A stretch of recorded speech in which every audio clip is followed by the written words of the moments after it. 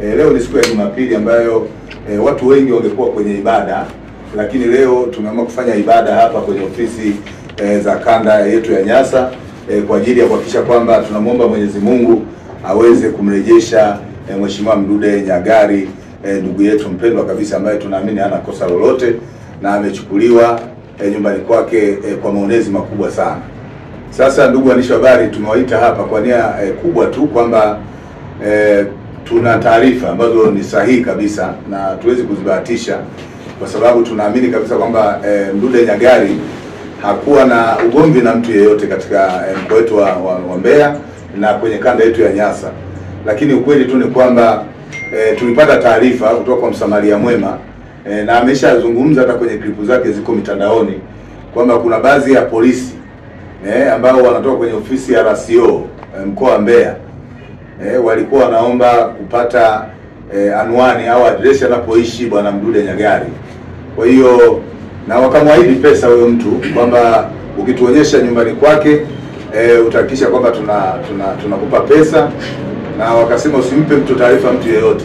Lakini yule mtu kwa sababu alikuwa anajua kabisa kwamba inawezekana wanamtafuta kwa nia mbaya, kwa nini wamwambie kwamba watampa pesa, hakuweza kuwapa taarifa sahihi kwamba yuko sehemu fulani.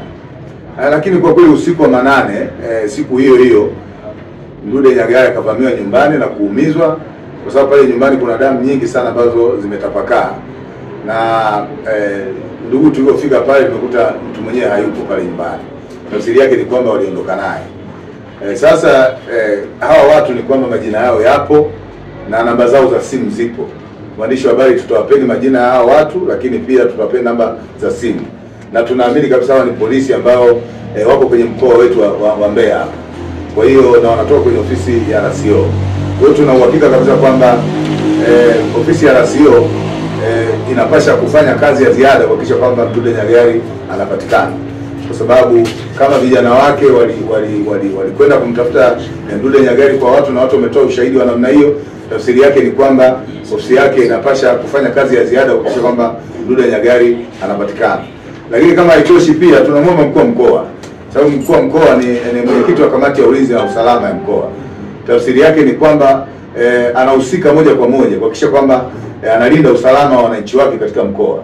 Na kama anahusika, tafsiri yake ni kwamba anapasha pia kuambia wana Mbeya, kuambia Watanzania kwamba Mdude Nyagali yuko wapi.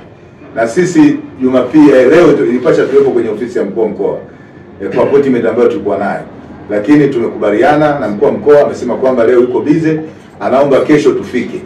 Tunamtaarifu tu mkuu wa mkoa kwamba sisi tutakuja saa 2 kesho mapema kabisa kuja kupata taarifa sahihi kuhusiana na Mdude Nyagali. Na tunakuja huko sio kwamba tunakuja kwa sababu tunajua yeye ndio mwenyekiti wa kamati ya ulinzi na usalama ya mkoa.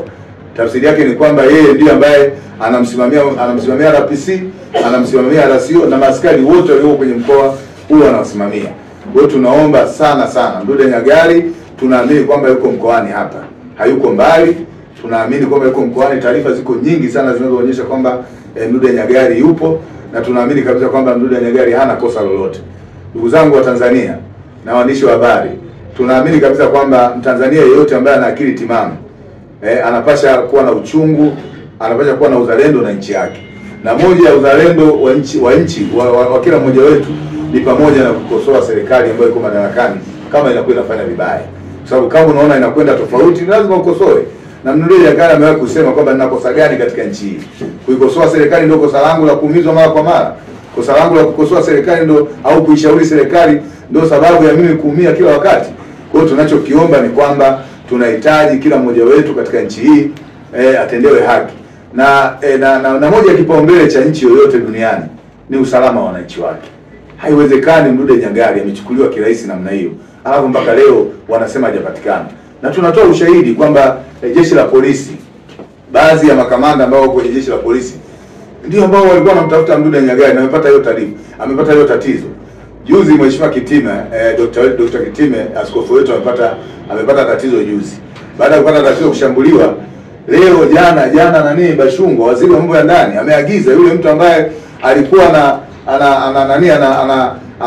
anamtishia Dr. Kitime akamatwe haraka iwezekanavyo. Sasa kumekuwa na kigumizi gani kwa RCO? Tunampelekea majina ya watu ambao walikwenda kumtafuta huyo bwana Mdude Nyagali, hataki kuwakamata, na anasema kwamba hao watu kwa kweli anao watu wengi sana wenye majina ya kina Shabani.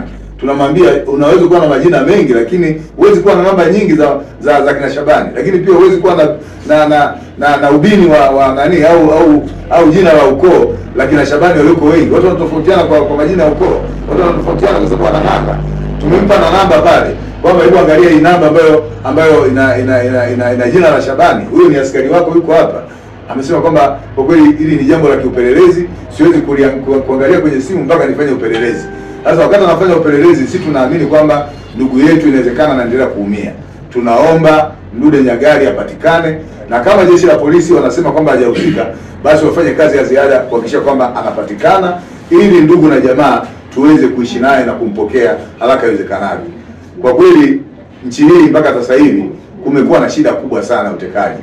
Tumeona viongozi wa dini wameanza kuumizwa, watu mbalimbali wanatekwa, kuna mamia ya wanachadema wametekwa. Tunaomba serikali hii ya Chama cha Mapinduzi wakubali kukosolewa, wakubali kwamba wao sio malaika, wakubali kabisa kwamba Chadema hatuwezi kuzungumza lugha moja na Chama cha Mapinduzi. Chadema ni chama cha upinzani ambacho nia yetu ni kushika dola katika nchi hii. Kwa hiyo tunaangalia zaidi mapungufu ya Chama cha Mapinduzi, na wanapofanya mapungufu tunawakosoa, na tunapowakosoa wakubali kwamba maeneo hayo hawaendi sawa sawa.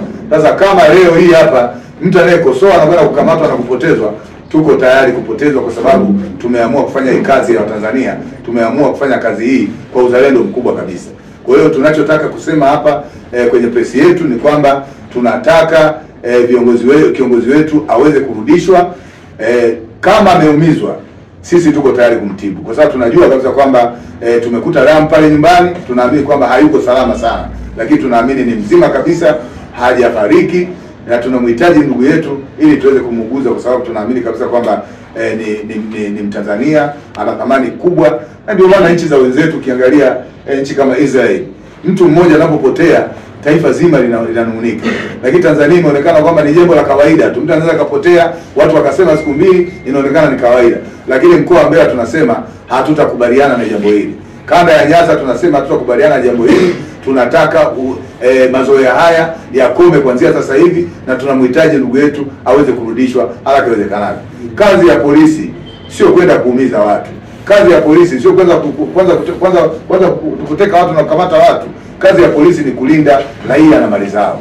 Kwa hiyo tafsiri yake ni kwamba tunajua kabisa kwamba jeshi la polisi tunaamini kabisa limeanzishwa kwa madhumuni ya kulinda raia na mali zao, na tunaamini kabisa kwamba hawana uwezo wa kushindwa kumtafuta Mdude. Kama wanasema kwamba Mdude hawako naye na hawakumchukua wao, tafsiri yake ni kwamba wanaweza kumtafuta na kumpata. Mbona wanakamata watu wezi, wanakamata watu vibaka, watu wengi wanakamatwa na wanapatikana na vitu vingi ambavyo wanakuwa navyo. Kwa hiyo tunahitaji Mdude Nyagali, kamanda wetu, ambaye tunaamini sio mwizi, hajakamatwa kwenye ugoni, hajawahi kuwa na skendo yoyote mbovu katika nchi hii. Skendo zake ambazo anazo ni skendo za uzalendo na kujenga nchi hii kwa ajili ya kuikosoa taifa hili.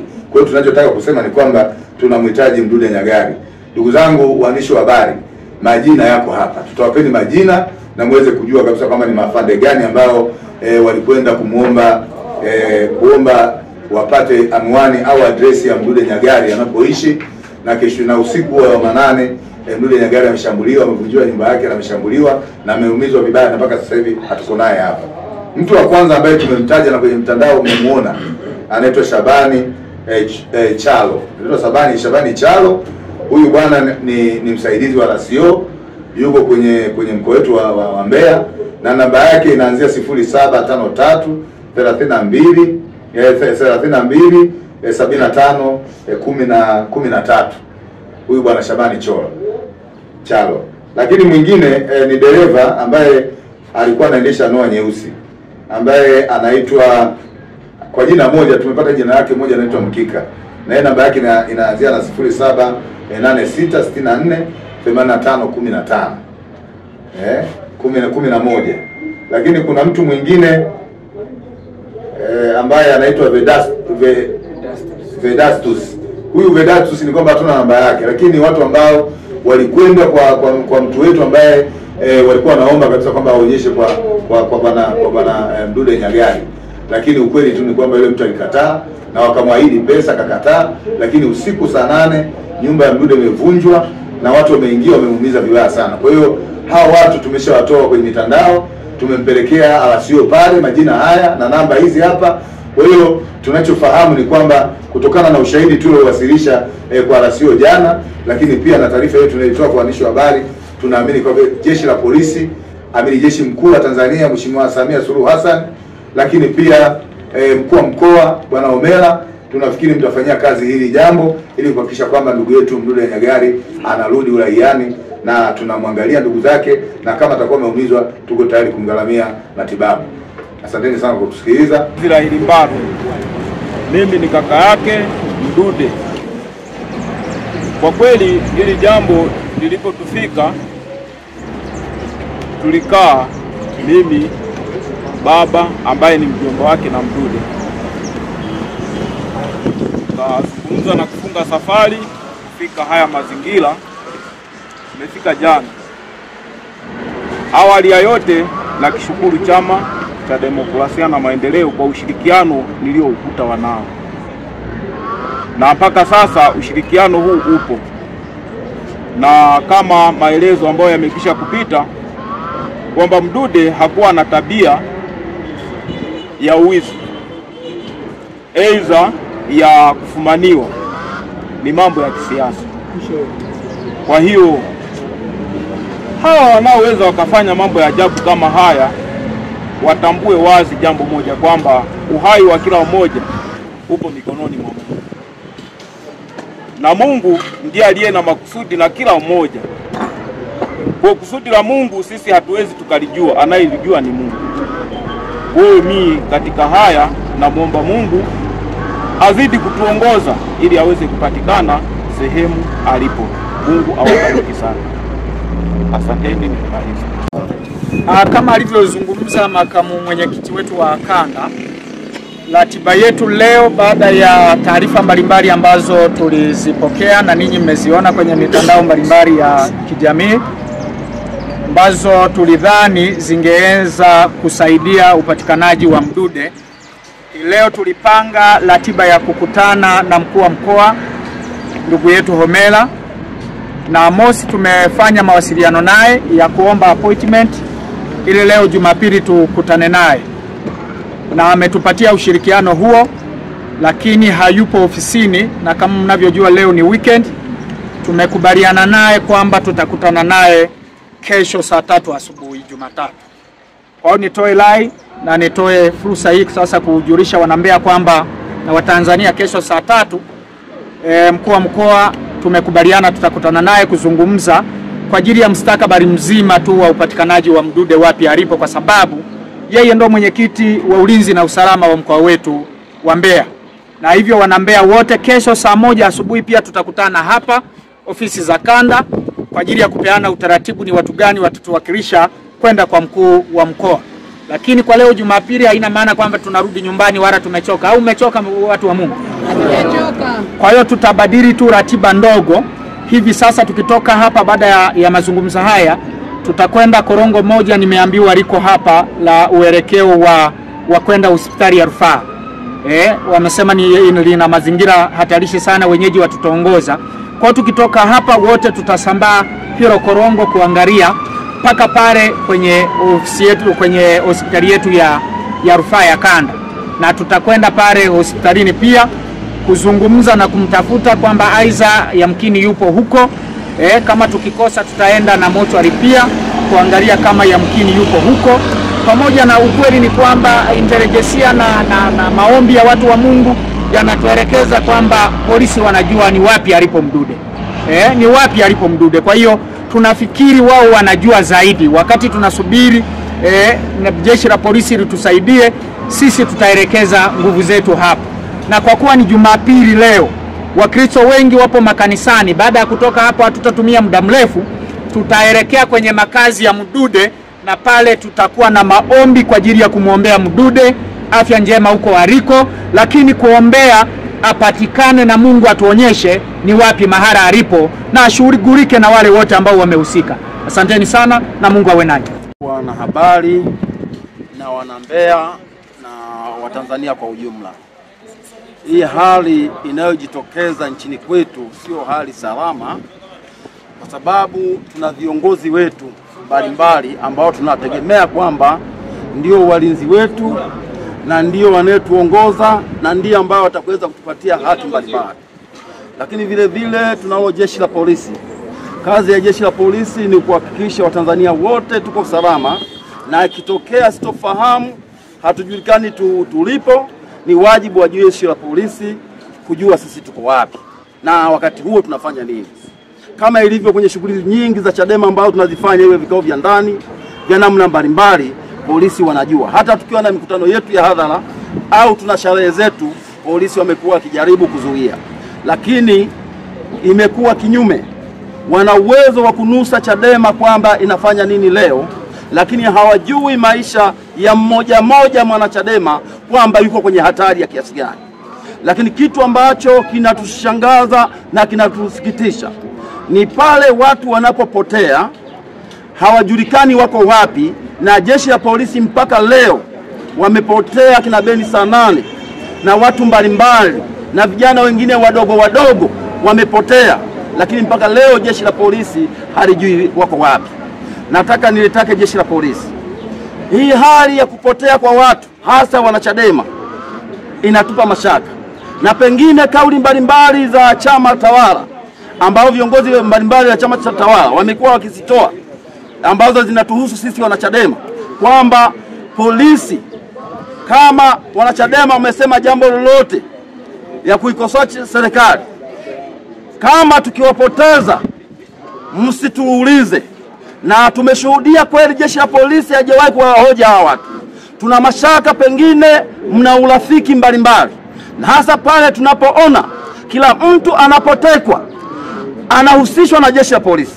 Watekaji wengi katika nchi hii wanapokwenda kumteka mtu wanahusisha jeshi la polisi, kwamba sisi ni jeshi la polisi. Sasa tunajiuliza, jeshi la polisi linaridhika nini na watu wanaotumia vibaya nafasi zao na kazi zao na taaluma zao, wanaochafua taaluma zao?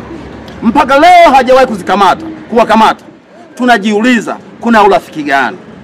Lakini ndugu zangu, nataka niwaambie hasa jeshi la polisi, mnatengeneza urafiki mbaya na chama tawala, lakini vile vile mnatengeneza urafiki mbaya na chama cha Chadema, kwa sababu si Chadema ndio tunaumia sana.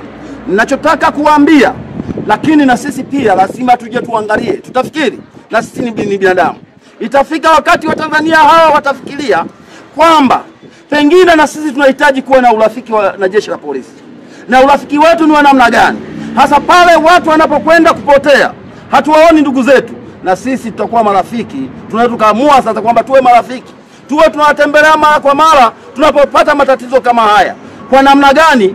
Mwenyezi Mungu atajua. Lakini niwaombe na niwaase kwa hili la Mdude Nyagali, mkalikomeshe kwa kuwa watu wanafahamika na tuna imani ni wao waliomchukua Mdude.